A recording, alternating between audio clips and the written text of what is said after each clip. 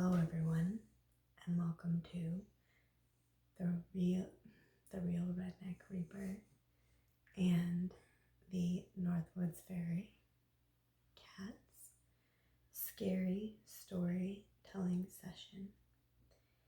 And basically what we're going to be telling today is not off of Reddit. These are stories told to us by a special friend and stories that we may or may not have experienced ourselves, in addition to stories that people sent in and wanted us to tell.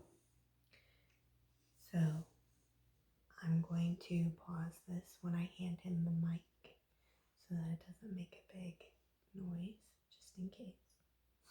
Because I hate editing stuff out because I'm lazy, okay? Alright, so when it comes to editing, I like to do basic. So I believe my best friend here, my husband, has a very relaxing voice. And he has his own channel that we're starting up because he knows a lot about a lot of things. He's lived up here in the Northwoods, originally from a big city, but moved up here as a child. And you should check out his channel. We might actually do a video like this on his channel. We probably will. Yeah, okay. So, once we figure that out, I'll have the link in the bio. Yeah, okay, so I'm going to pause that and hand this over to him. Alright. So, this is a story based on fact and actual events. Some of it is fiction. I'll let you decide on what's true and what's fiction. But the names and places have been changed to protect people's identities and the source of the story. We were having a minor case of droopy camera syndrome. You'll have that as you get older. So, the start of the story is Bob and Jack are going into the woods up north in an undisclosed location. And they're gonna go do some hiking. They drive back out into the woods. And this is ways off the beaten trail. They find this nice, we'll call it a logging road because it is somewhat of a logging road. And they drive back in there. They drive back in there 2 or 3 miles and they figure, well, this is a good spot. Let's go hiking. Well, as they're getting all of their gear out of the car and getting ready to go hiking, a couple of good old boys come pulling up in a pickup. And they're like, well, what are you guys doing here? And they're like, well, we're going to go hiking. And the good old boys are like, well, you shouldn't go hiking back here. This is our spot. And, kind of, good old boyish, telling them, that this is where we go and you're not from here, so maybe you should go somewhere else. And sorry about that droopy camera again. We're working on getting a prescription of Viagra for the camera holder. So,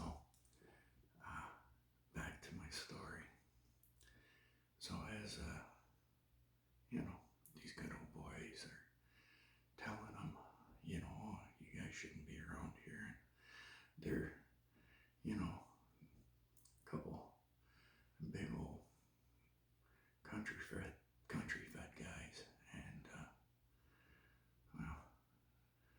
photos of her story are from the city, and they just want to go hiking.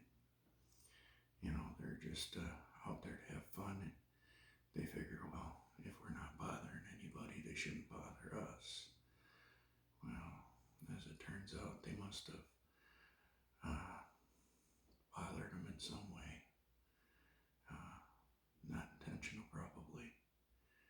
Just a couple of good old boys letting someone know they don't like them there. So, our heroes, they go for their little hike in the woods, and they're walking around, and well, the sun starts to go down, and they're enjoying their hike, and it's getting darker, and they're heading back, and they get out to the road where their vehicle is, and well, lo and behold, there's logs stacked around their vehicle. Pretty big ones. So now they're going, what's going on here? This isn't right. What do we do? So of course, they sit and figure it out for a minute. The only way they can get out is get these logs out of their way. So they move a couple of logs, and they think they're home free. And they go down the road a little way, go up over a hill, and surprise, there's more logs in the road. And this time there's more logs than what they had to deal with to begin with. So they're like, well, what do we do? We gotta get out of here. So they're out there working in the headlights of their vehicle, and they get the logs moved out of their way, and they're hearing noises in the woods, and they hear what they think is laughing. And they're like, wow, these guys are really messing with us. Are they, what are they gonna do? What's going on? They're getting pretty scared here. And so they get past this obstacle, and they go up the little logging road a little bit further, and there's these 3 huge rocks in the road, and they can't get past them. So they get out and they do their best. They go find some branches in the woods, and as they're in the woods looking for these branches, they don't have a flashlight. They're just kind of fumbling around trying to find something. They hear more laughing. They hear what sounds like footsteps around them. So they're thinking, okay, we got a serious problem here. So they rush back to their vehicle, and they check to see if they have cell phone service. And then they discover we shouldn't have left our cell phones in the car, because they're not here anymore. Someone took them. So they have no way to call for help. They have no contact with the outside world, and they're miles off the beaten track. And so they lock the doors on their vehicle for a little while, trying to figure out what to do.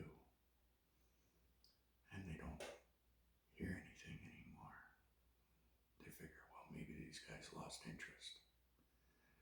So they get out of their vehicle, and they actually find a decent stick, and they use it as a lever to kind of pry this rock out of the middle of the road. And it just gives them just enough room to get through. And they get through, and they go down through a valley, and they go a little ways, and they're thinking, okay, well, there's no more logs, no more rocks, maybe we're clear. Then they come up over a hill as they had picked up some speed. Sure enough, more logs. And they get out, and they get up to the log pile, and they see there's a beer bottle sitting on top of it.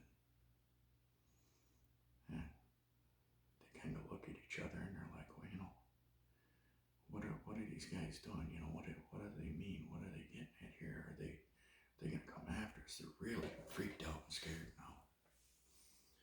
They don't know what to do. And they're sitting there moving the logs, and they hear more laughing, and then they think they see something. They start thinking that they're seeing things, and they don't know if they really are. Seems like someone's running around them laughing. And they get the last log moved, and as they're going back to their vehicle, a beer bottle breaks behind them. Someone threw a beer bottle in the middle of the road. So they run to their vehicle and jump in and take off. As they're hearing laughing, and then they hear stuff hitting the vehicle. Rocks, and you know, they're throwing rocks at their vehicle now, so they're really scared. They're like, what are these guys gonna do? And I know I keep repeating that, don't I? So they're heading down the road, and they make it a little way further, and there was a big tire that they had passed on their way in. It was sitting off in the ditch.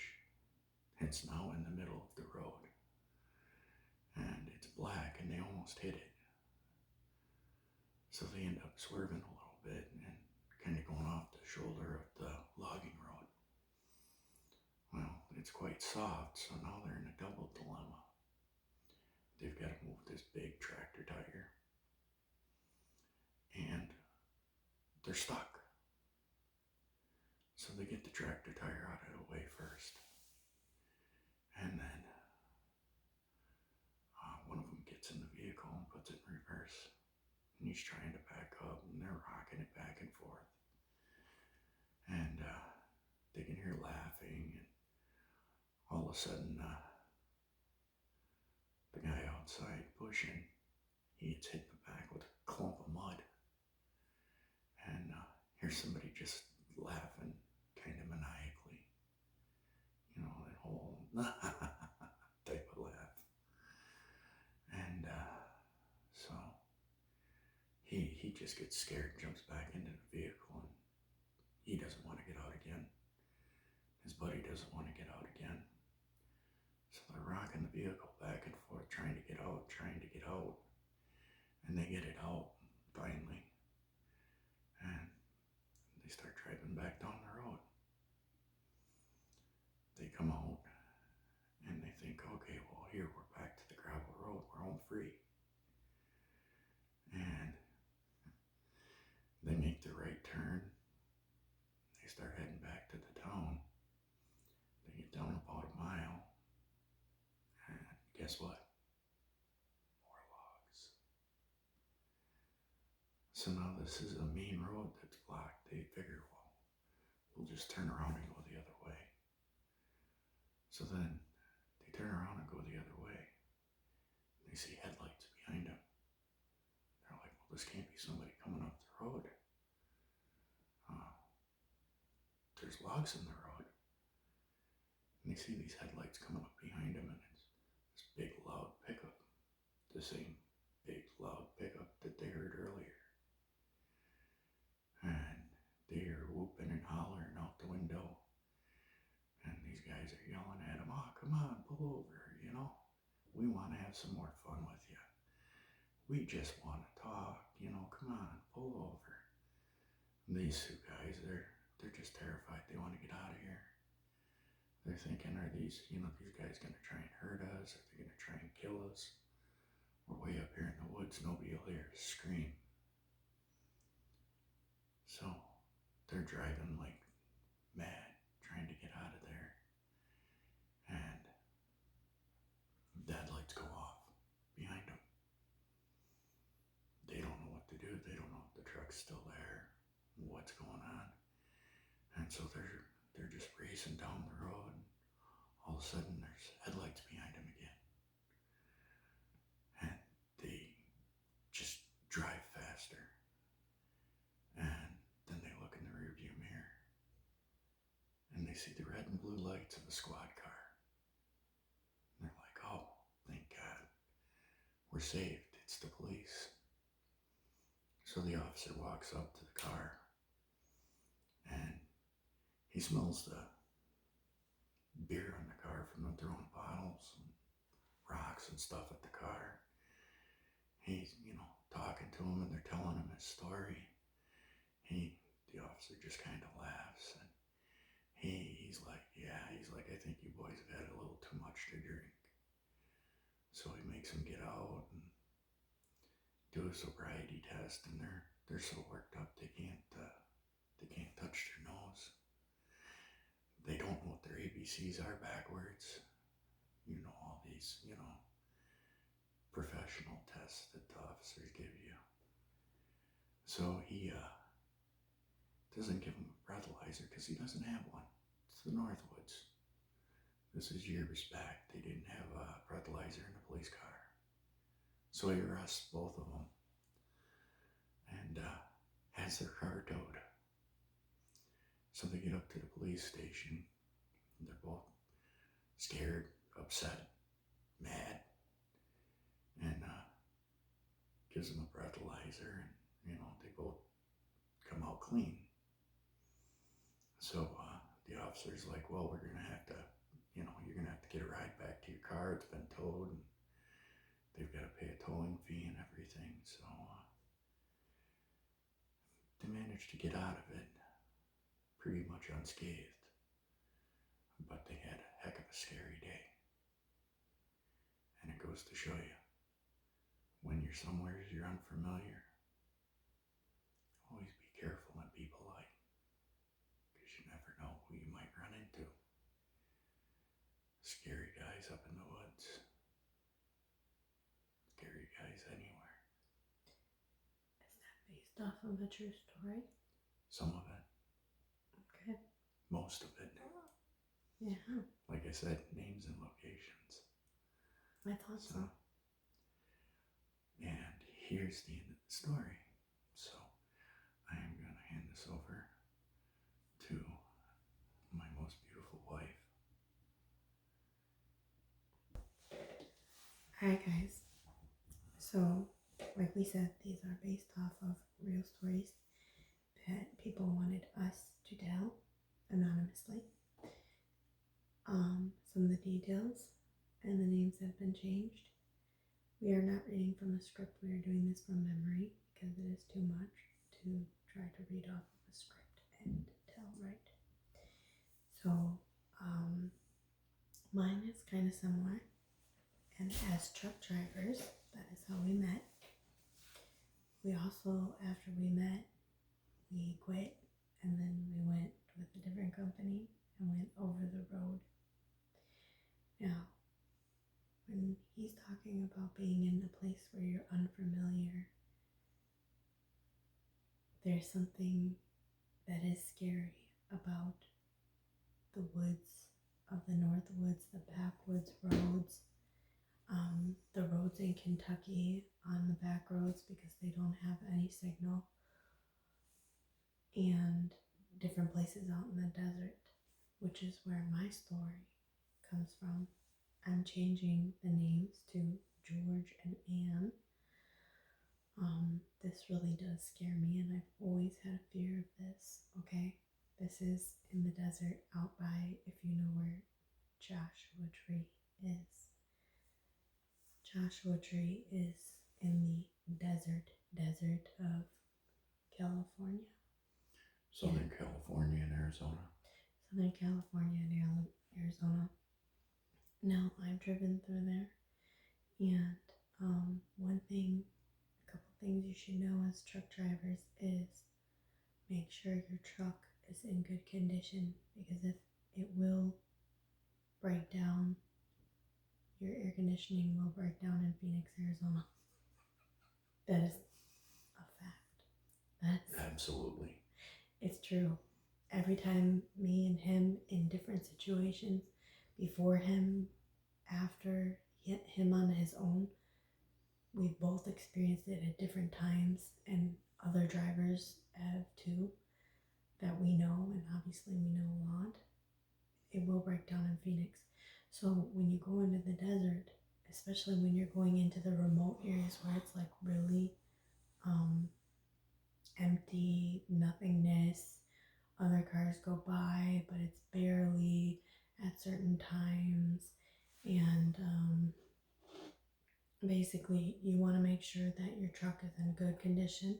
And this goes for cars too. Make sure that your car is in good condition. Make sure you have extra water. Make sure you have blankets for at night. Make sure you have a way to keep yourself cool. Everything. Okay? Toiletries. Toiletries. Yes. Good thinking.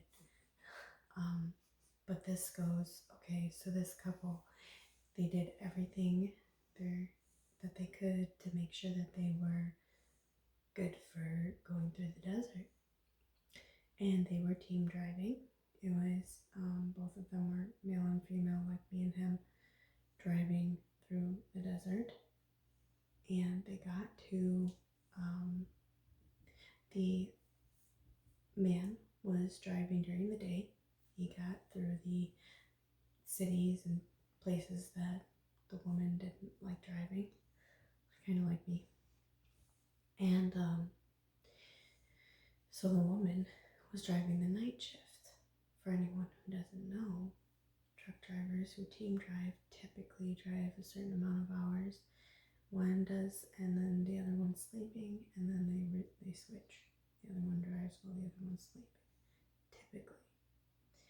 So the woman was driving at night, and she had to drive near Joshua Tree, and it's dark. There's like no street lights. There are places where there's like little sheds that look like houses, and I don't know if that's just people go out there to ride around on their four-wheelers, or if it's actually people's houses. It looks like a little village, some of it. So it's a little scary. I don't know how anybody could live out there if they really do live out there, but there is basically nothingness. Okay, and there's mountains, right? Yeah. Yeah, there's mountains by Joshua Tree. If you want to see what Joshua Tree looks like, this song came out like 5 years ago, but it's by a band, and it's called a song called Blood Feather. I can't remember the name of the band, but anyways, they shot their video out at Joshua Tree. So anyways, it's a very empty desert. Okay, she's driving at night, so there's less traffic. Okay, so the woman is driving the night shift. Sorry, we have a big clunky dog, German Shepherd, who was being a clunky dog. She may still be. And so this woman is driving. There's George and Anne is their names. And all of a sudden, the truck slows down. It was like the turbo was going out. Like she lost power. The turbo gives power, how fast you go. And when the turbo starts to go out, the truck starts to slow down. However, it slowed down and it stopped. So she was able to pull off to the side. There wasn't any ditches or anything. It was just sand, so she pulled off to the side on this desert highway, interstate, whatever. I think it was a highway in the back road. And it's dark, very, very dark. She still had power where she could, the lights were working and everything, and then, but the truck just stopped and it wouldn't go. I mean, imagine if that happened in your car. So she's freaking out. She's like, oh my gosh, what do? What do I do?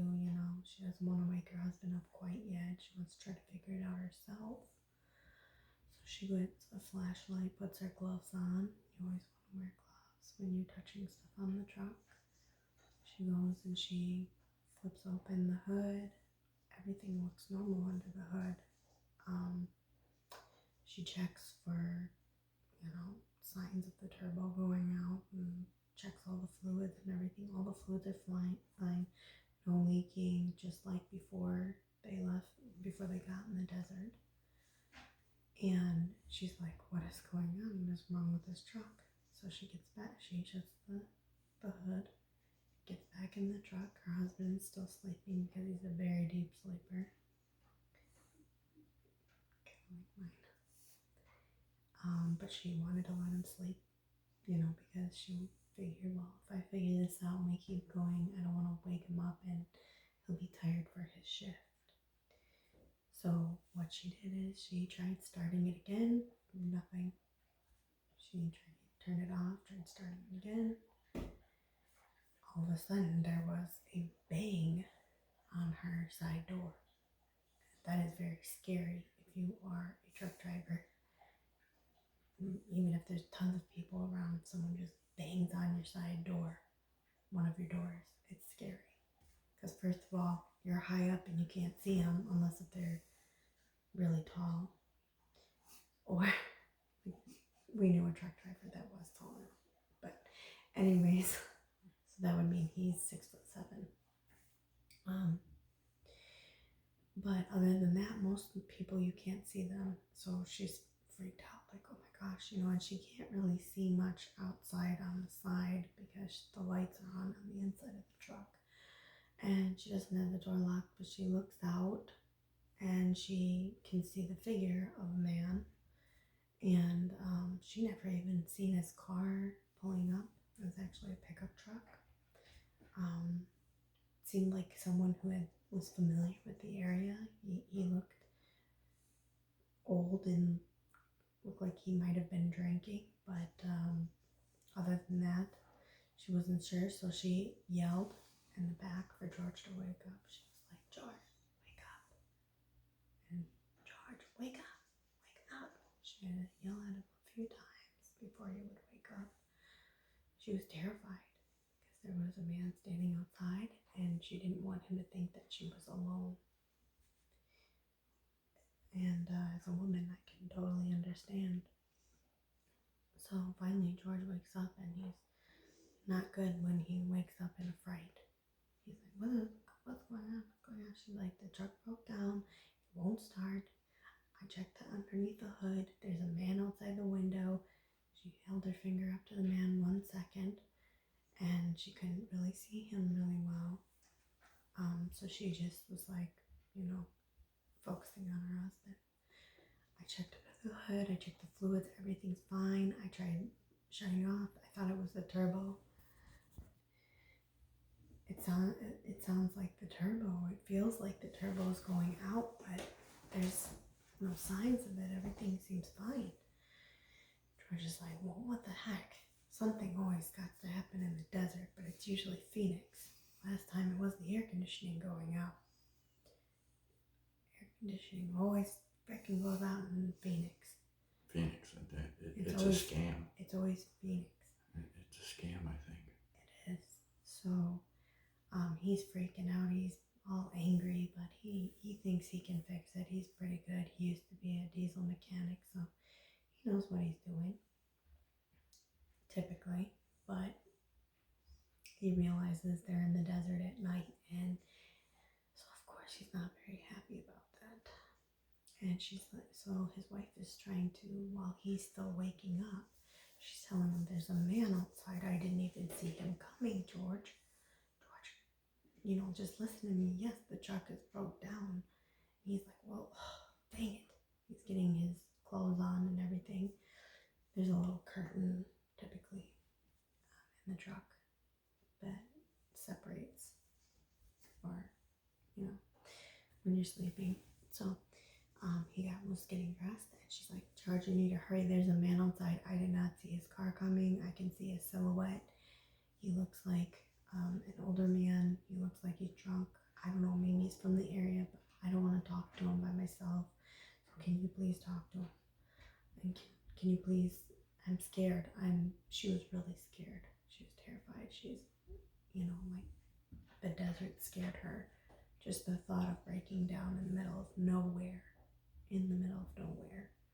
And if you're smart, you don't drive at night in a car at least. But if you're trucking, you gotta do what you gotta do. So if you got somewhere to be. So George is got his clothes on, and he comes up front, and he sees the man's silhouette, and he rolled down the window because the power still worked in the truck. And the man was drunk. He reeked of alcohol. And so George was like, "Hey, how's it going, man?" And the guy said, I was coming back from, such and such, and I seen you guys are sitting here. Is everything okay?" And George said, "Well, my wife says that we might be broken down. If we have signal, we'll probably be calling our company, or and or a tow truck, and see what we can do. You know how far we are from anything? I mean, I know we're quite a ways from a town, I'm pretty sure." The guy says, "Oh yeah, you're pretty far. Why don't you go ahead and, while George was talking to the man, Anne was looking on her phone and trying to call the company. There's someone that answers 24 hours for emergencies. And so she called the company, and there was no signal. I mean, it's a go figure thing, but there was no signal. Her heart dropped. She's like, "Oh my God, like no signal. Can't call for the company to come get us a tow truck. Can't call for a tow truck. Where did this man come from?" She had a really bad feeling about this man. There was something not right. Like, where did you come from in the desert? Like, out of nowhere. And what if you had snuck up on me when I was checking under the hood? All these thoughts are going through her head. She's terrified. George himself also was very terrified. Something didn't seem right about the man and the situation in general. Like, why would the truck just stop? Even if it was the turbo, there would be more signs of it going out. It would have been slow for quite a while. It would have took a lot longer for the turbo to just go out like that. So, Anne said, "George, we have no signal. I can't call for a tow, and I can't call the company." And George was like, "All right, well, sir, where are you from around here?" And he said, "Yeah, kind of. Nothing around here is close, but I'm from around here. I was visiting some friends at a saloon in a town that way where you were coming from, obviously. And I was on my way back to my house." He said, "I have a landline if you need it. I got Wi-Fi too, but the landline works better. It's guaranteed, and I can get a hold of the local, tow truck guy for you, and I can give you a ride." And so George and Anne had no choice, but they were smart, and Anne had packed a backpack just in case, and the backpack had a 45 in it, 45 caliber gun, 45, and it was loaded, but the safety was on. And they had to do that because of situations like this and other situations that can be pretty scary. So it is legal in certain states. So she packed that, and she packed some waters and some hydration packets, and brought up a couple of granola bars, and some like toilet paper and stuff like that in the backpack. So they got out of the truck, and they took the keys out, and they had the keys on them, and they made sure the lights were off and everything, because whatever it wasn't the battery for truck that was still working. So, and they go follow the man. He was this short, little, scraggly, drunk man.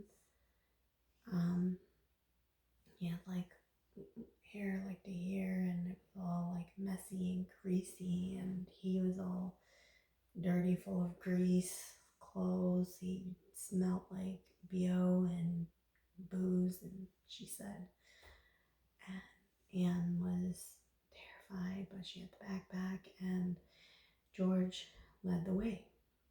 And so they got into the man's pickup truck. He drove he came up from behind, so he was behind the trailer, and he drove a typical dirty, rusty old pickup truck. It was a Chevy, so it worked pretty well. So they got in the Chevy, and it was a mess, and it was kind of awkward because they had to sit next to each other. Not necessarily, it was a four-door, so there was a back seat, but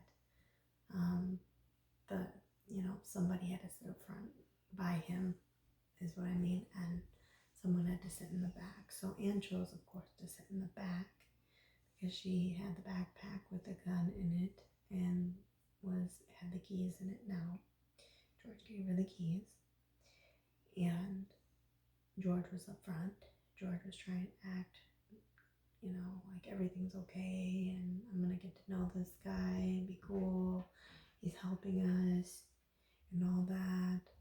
And so he started making conversation with the guy, and Anne was just in the back watching where they were going as they went, so that if anything happened, they could find their way back to the truck, hopefully, somehow. The guy ended up leading them to this little shack that was off in the desert, and it was off of a road. Now, there's not many roads that turn off of the interstate, from what I remember. No, not Near really. there, not really. But there was this like kind of road that he turned off of, but it wasn't really an obvious road because it was kind of like to his driveway to his little shack in the desert. And there were other shacks around it and stuff. And so by this time, since she was driving the night shift, it was actually starting to be morning. So the sun was starting to come up. And so if she would have been able to keep going, her shift would have almost been up. So they got to his house, and he was just really weird, and they called for the local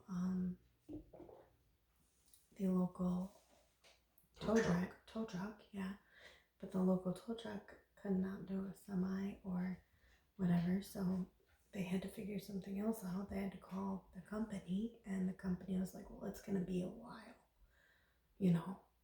it's gonna be a while. So they were there at this guy's house, and the guy said, oh, it's okay, as long as you don't mind me drinking and doing some other things, then you can stay until you need to go, whatever you need to do. They're like, can you drive us to a town? And he was like, I don't want to take that chance, and blah blah blah. I was complaining about how the state patrol and the counties they don't like him, basically. But they decided, he was also like, I ain't got the gas money for that, and they didn't really want to give him any money, so that was just their choice. They were like, well, why not just stay here? If anything goes wrong, then we'll go. And maybe there's other people living in those other shacks or something like that. So basically, they were sitting there and they were talking with them, and George decided to drink with them while Anne kind of, just kind of watched the whole situation. George was able to try to, make conversation and be cool with the guy. They ended up playing cards, and Anne went to the bathroom. And when she went to the bathroom, on her way to the bathroom, and this is a very small shack, but there's a little hallway. Everything was super small. Like there was like 2 rooms and a bathroom, and their hallway was really small. The rooms you could see inside of them were really small. And she's seen all this weird stuff, like satanic, like symbols and stuff like that, she said. And she was starting to get really freaked out, like, this is really weird. Why does he live out here? And she seen like something in his room that kind of freaked her out. It almost looked like either a wax body mannequin thing underneath the bed as she was like walking into the bathroom, or like she was like, I could have sworn it was like it was alive at one point. Maybe it was a dead body turned into a wax. But she didn't know. It was probably a mannequin that looked like a wax, but that's still pretty freaky. And I'm assuming she assumed that he had done stuff with it. It was all dressed up and it looked real, and so she was pretty freaked out. That's pretty weird. So then she goes to the bathroom and she just doesn't feel right about anything, and she goes back out in the living room, and the guy is like, yeah, I don't agree with you on that, George. Who do you think you are, George? And George is like, hey man, what's your problem? Everything was fine. And he's like, everything's fine. Everything's fine. Well, I'll tell you what's fine. You're in the middle of nowhere. Nobody be able to find you if I did something, wouldn't it? And literally, this is what he said. And all of a sudden his face changed, and he was just completely focused, didn't seem drunk. He was clearly had some anger issues or something. So Anne was watching the whole thing as this guy is getting really mad at George for something he had said, and she's not sure what he said. George said it was some politics bullcrap. And the guy didn't agree with the politics of what he said. And George is like, what do you mean you can make us disappear? You can make us disappear. And he said, and get the backpack. And, as soon as he did that, the guy just reached behind him. And I guess George didn't see, but on the side of this dresser by the table, there was actually a shotgun. So Anne did run to the backpack fast, but she was not able to get out the 45. And the guy said, you can just get the heck out of here. You don't know what you're getting yourself into, though, because you're going to have to walk all the way. And he said, you'll be lucky if I don't come looking for you when it gets dark again. She was like, why would he say that? It's so weird. He just came out of nowhere, and then we're here. The truck just stopped.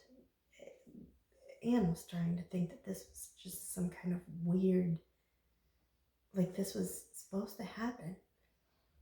And the guy had the shotgun pointed at George at this point, and George was pretty terrified. And obviously they couldn't call the cops or anything like that.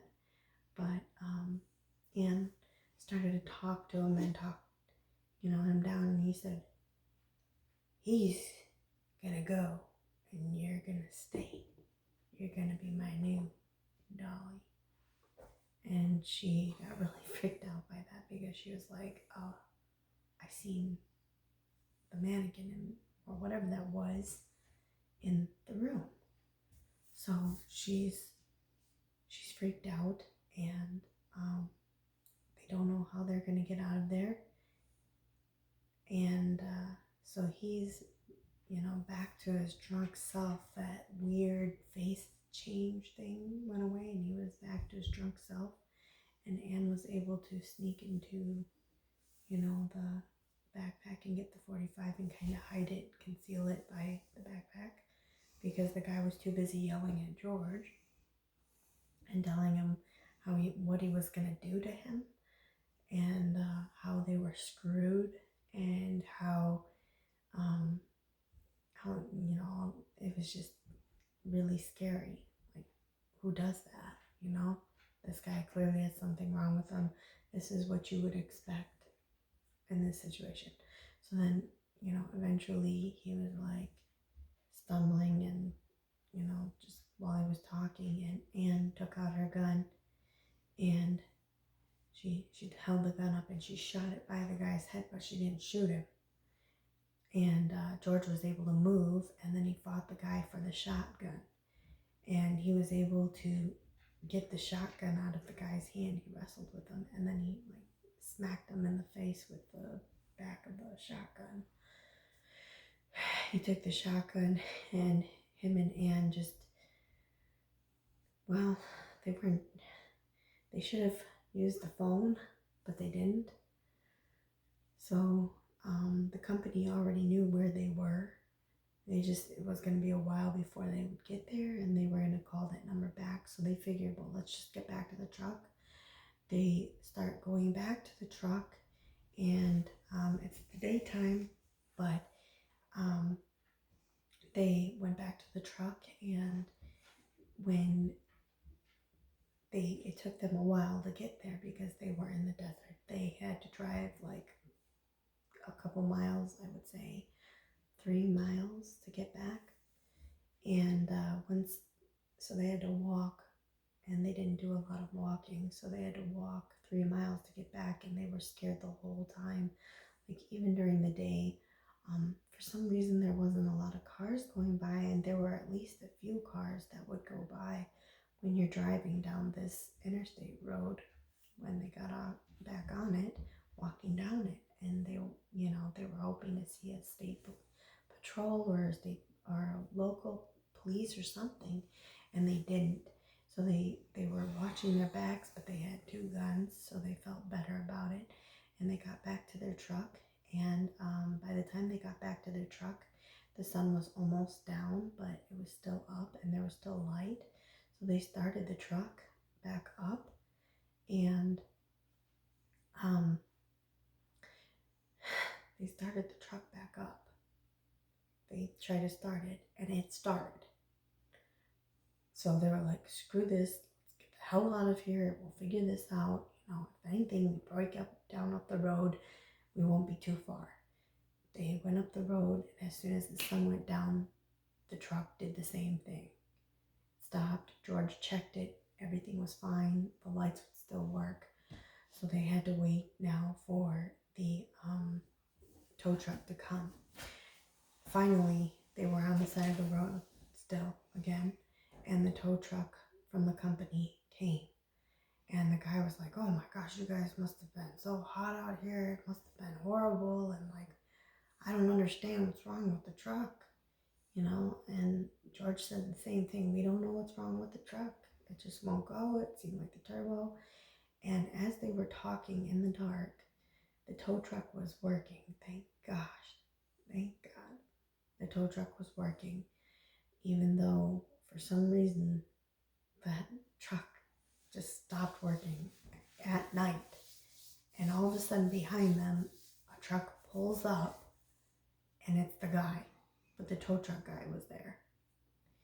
And he was creepier than ever. He was drunker than ever. He said, I want my shotgun back. And the tow truck guy's like, who's this? And they're like, oh, it's a long story. Just let's hurry up and get the truck towed. We need to go. And the guy said, no, I want my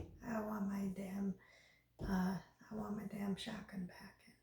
And they said no. And, there are 2 guys, so they kind of, eventually ended up fighting him off and put him in his truck. And the tow truck guy got them out of there. After they got out of there and the sun came back up and they were out of the desert, the truck worked just fine, and they had no problems with it. They had it taken in to a mechanic, they had it checked, and it was fine. So they have no explanation for why. And to this day is scared and refuses to drive in the desert. George himself is perplexed, like he doesn't know what to make of it.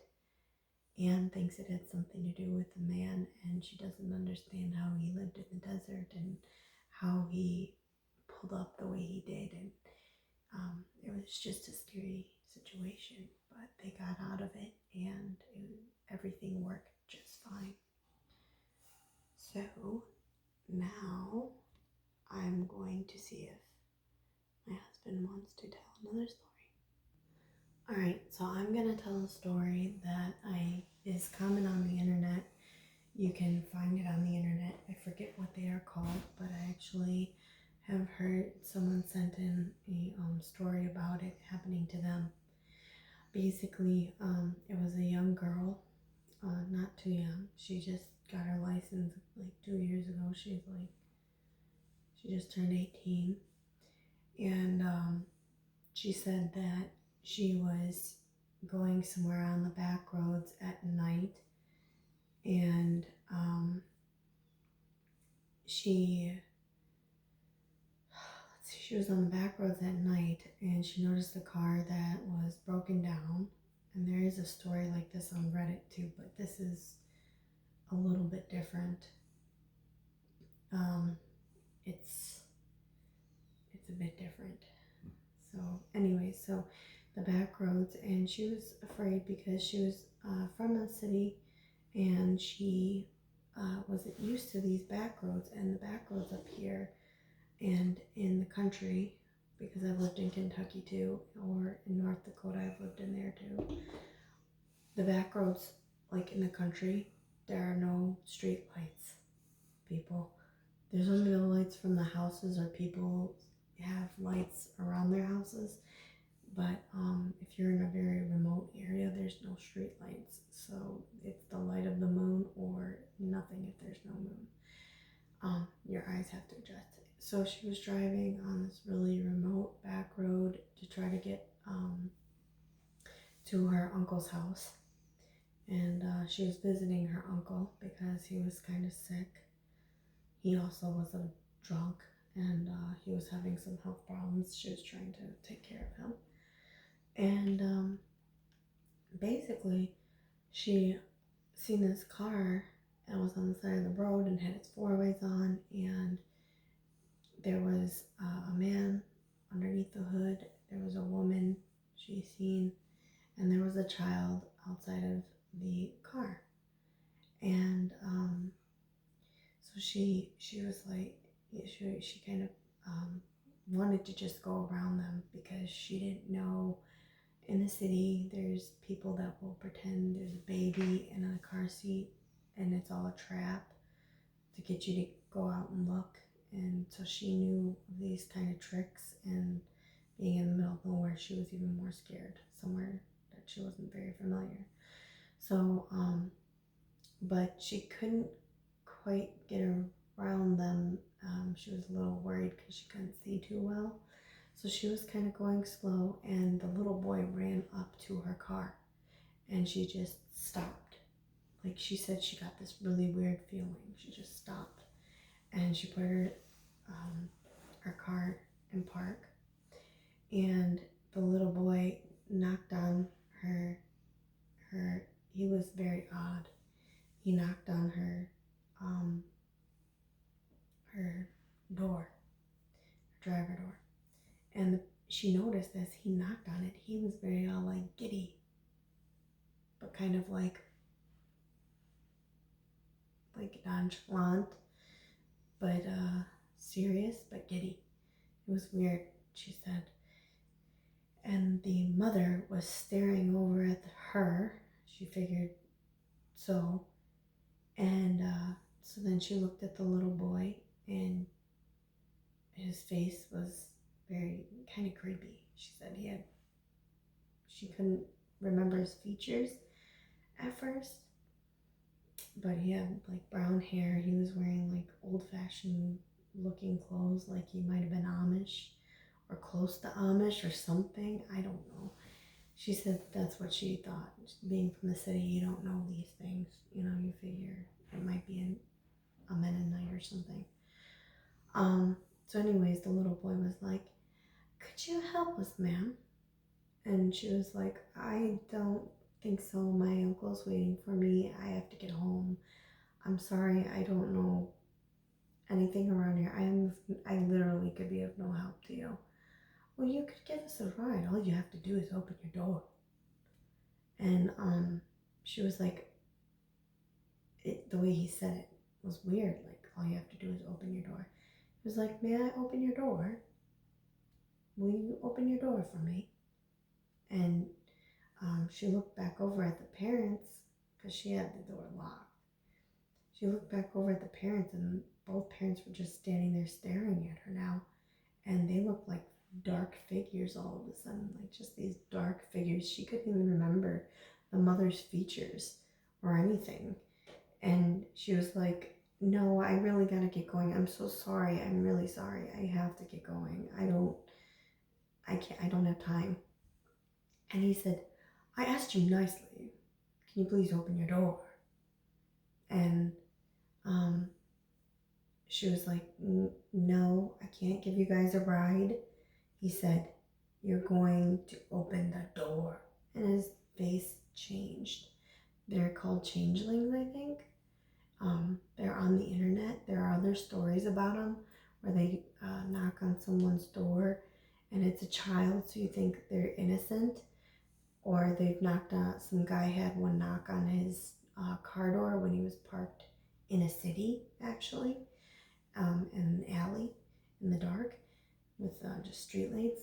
So these are common things, and all of a sudden his, features started to blur, and all she remembered is at one point he had brown hair, and she felt like she couldn't move, and it almost felt like she felt compelled to, open the door.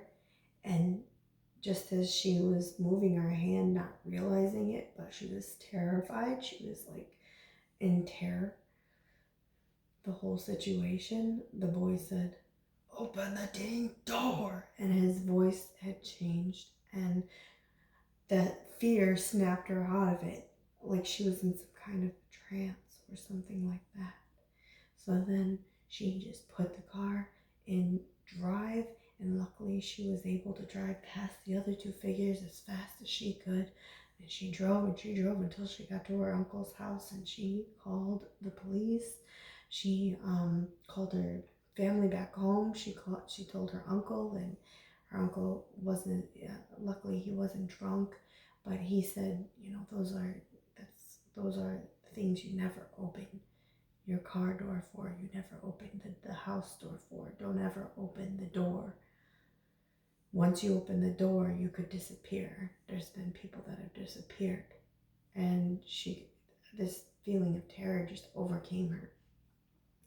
So this is actually a real thing. You can look it up on the internet, whether you believe in it or not. I particularly choose not to believe in stuff like that because it's too damn scary. So basically they're changelings, and they disguise themselves as children, and they have to be let in. So be very cautious, especially if you get a gut feeling. I'm going to pause for a second here. So we decided that this video went on for an hour. We gave you 3 good stories that 2 were told to us by people we know, and 1 was sent in to us from someone.